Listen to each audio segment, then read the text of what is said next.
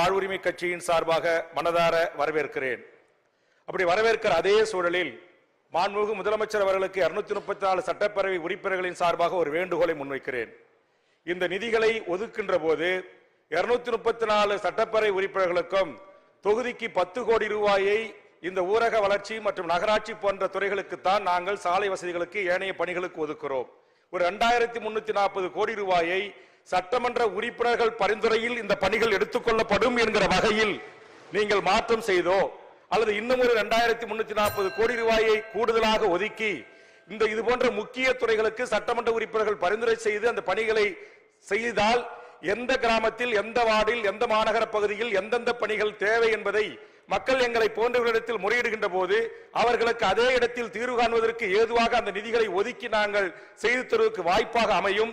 காரணம், நீங்கள் வேறு விதங்களில் ஒதுக்கின்ற நிதியும் உள்ளாட்சி அமைப்புகள் இல்ல, நான் முடிச்சிடறேன். வேறு இனங்களில் நீங்கள் ஒதுக்குற அனைத்து நிதியும் மக்களுக்கு தான் சென்றடைகிறது. மக்களுக்காகத்தான் முதல்வர் இந்த திட்டங்களை தீட்டுகிறீர்கள்.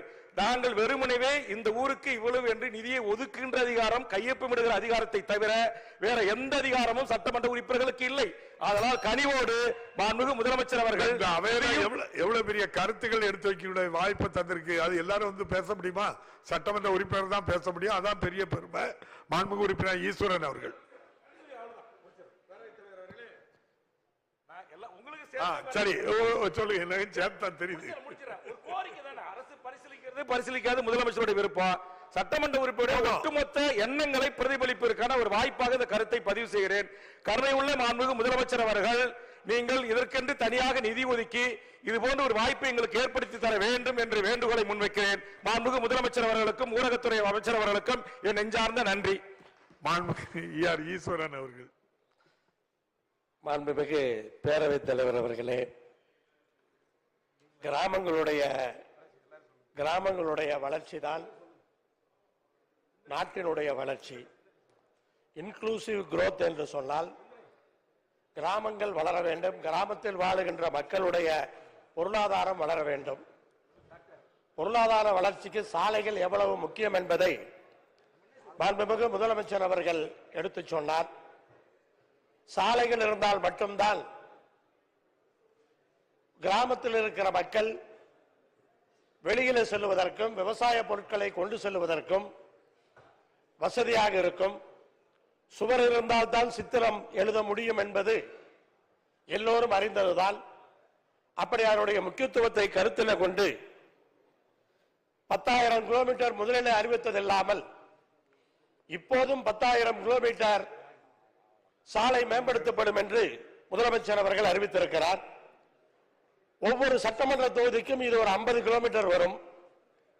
1.5 கிலோமீட்டர் 2 கிலோமீட்டர் சாலை என்று சொன்னால் 25-30 சாலைகளை ஒரு சட்டமன்ற தொகுதியிலே மேம்படுத்த முடியும். ஆனால் இந்த 2 அறிவிப்பு, முதல்ல ஒரு 10,000, இப்பொழுது 10,000, முடிந்த அளவுக்கு அரசுக்கு மட்டுமல்ல சட்டமன்ற உறுப்பினர்கள் ஒவ்வொருவருக்கும் கிராம மக்கள் கேட்கின்ற அந்த சாலையை கொடுப்பதற்கு ஒரு வாய்ப்பை உருவாக்கி கொடுத்திருக்கிறது. அதற்கு நான் இந்த நேரத்திலே நன்றி தெரிவிக்கும் பொழுது, அந்த சாலைகளிலே பீட்டி போடும் பொழுது 20 mm 25 mm என்று போடுகின்றோம். அதை கொஞ்சம் அதிகப்படுத்தி போட்டால் தரம் நன்றாக இருக்கும். இன்னும் கொஞ்சம் வருடங்களுக்கு அந்த சாலை வரும். கொஞ்சம் அதை ரிவைஸ் பண்ணா அதுல அதிகமா செலவாகி விடாது. ஆனால் கொஞ்சம் ரிவைஸ் பண்ணி போட வேண்டும் என்று அன்போடு இந்த நேரத்தில் அந்த கோரிக்கையை வைத்து, அன்பு தம்பி வேல்முருகன் அவர்கள் கேட்டது ஏனென்றால் மக்களை சந்திக்கும் பொழுது மக்கள் சட்டமன்ற உறுப்பினர்களிடத்திலே அந்த கோரிக்கையை வைத்துக் கொண்டே இருக்கிறார்கள். சில நேரங்களிலே அதிகாரிகள் மட்டத்திலே முடிவெடுத்து விடுகிறார்கள். அன்றைக்கு அதிகாரிகளை பற்றி தம்பி வேல்முருகன் அவர்கள் பேசும்போது கூட இந்த பக்கம் இருந்ததை விட அந்த பக்கம் தான் வரவேற்பு அதிகமாக இருக்கிறது என்று சொன்னால் முதலமைச்சர் பரிசீலிக்க வேண்டும் என்று அன்போடு கேட்டு விடைபெறுகிறேன். சரி, மாண்புமிகு உறுப்பினர் ஜவஹர்லால் அவர்கள்.